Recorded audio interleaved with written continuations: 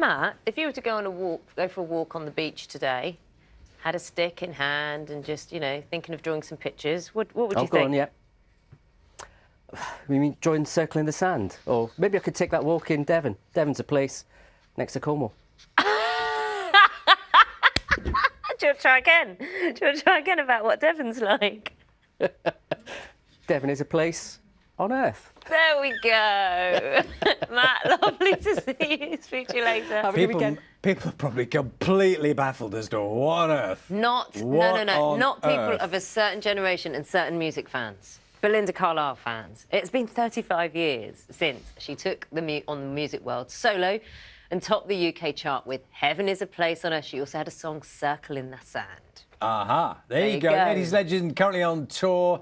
The tour's called Decades, celebrating her career so far, ahead of a new album release as well. Well, Belinda's here now. Morning. Morning. You're busy explaining what's what's happened here. Something is an accident. Well, I mean, I didn't. Yeah, I mean, I have new material out, but it was just because my son ran into Diane Warren, and I was planning on, you know, kind of retiring. And then she said, "Come to the studio. I have some songs for you." And I was like, I can't say no because they're so good. And you're currently on tour at this moment in time. Yes. And have you played any of your new material on the No, tour yet? because it's not released yet. The single's out March 17th, so I can't play it until after the release. How's the tour going? It's going great. It's all sold out. It's amazing. Yeah, I mean, it's, you know, it can't go any better than it's been going. Yeah, I feel very lucky. What, when the audience hears the classic Belinda Carlisle, how do they respond? Because they are, if you're of a certain age, I grew up listening to your music, you know, and I remember all the words of Heaven is a Place on Earth, Circle in the Sand, I Feel Weak, all of those, they come back and you just can't help singing along to them. Yeah, well, they do sing along.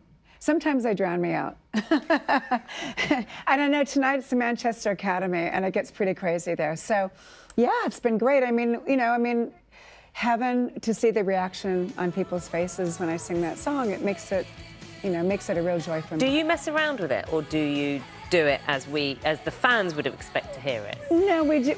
You know, sometimes we change the arrangements on the songs to make them a bit more surprising. In Heaven, we do it a little bit different.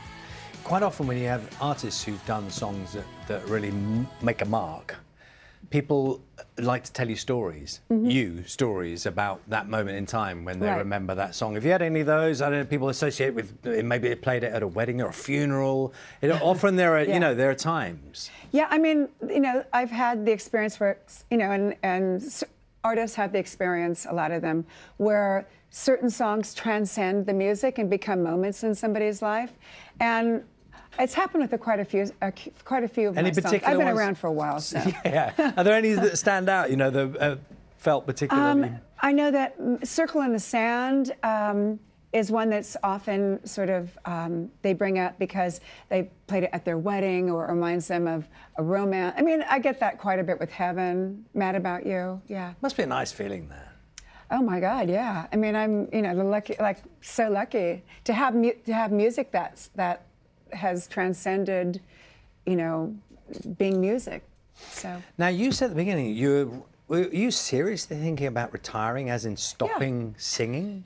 Well, yeah. I mean, I thought I was winding down. This year was going to be making up COVID. Like this tour that I'm on right now this is the third time that it's been actually scheduled. So, and I thought, well, you know, I've been doing this since I was 17. Maybe it's time to sort of slow down, and I was planning on it.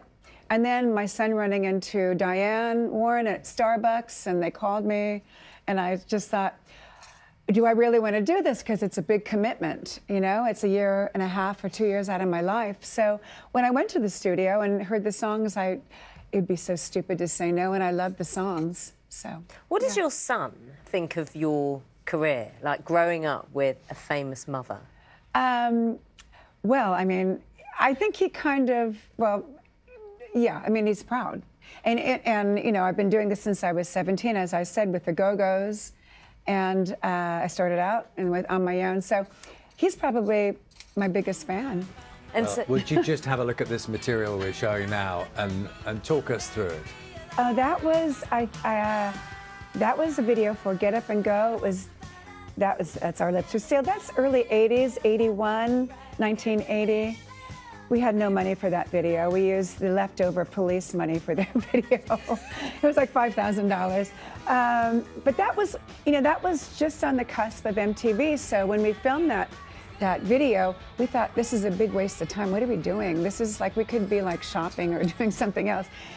But I mean, that's when MTV took off, and it just happened that the Go-Go's had released their first single. So it was just, I mean, yeah.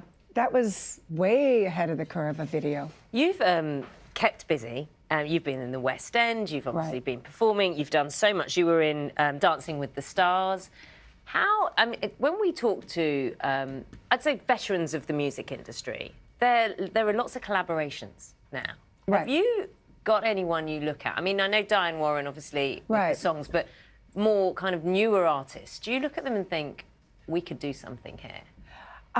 No. No, I haven't really, because I'm too busy with myself. I'm sure, collaborations come, and if I like the artists, I'll of course do something. But I can't think of anything off the top of my head right now. Now, one of the things about your people who know your story, and you've written your own story, haven't you, about your own life and the times you've been through. You're kind of a survivor, aren't you? Because you've been through some very difficult times along the way in relation to, addiction problems. It's a survivor's story, yours, in many ways, isn't it? Yeah, I think I've always been. I was born that way. I was born a contrarian, and I was born tough, I think. And I think, I mean, most everybody I know has a dysfunctional family. And, going through that, and of course, the ups and downs that I've had in my career, highs and lots of lows too. So what's the bit in you that means that when you reach those points, the low points where, I don't know, no one's interested, the phone's not ringing, what's the thing that keeps you going?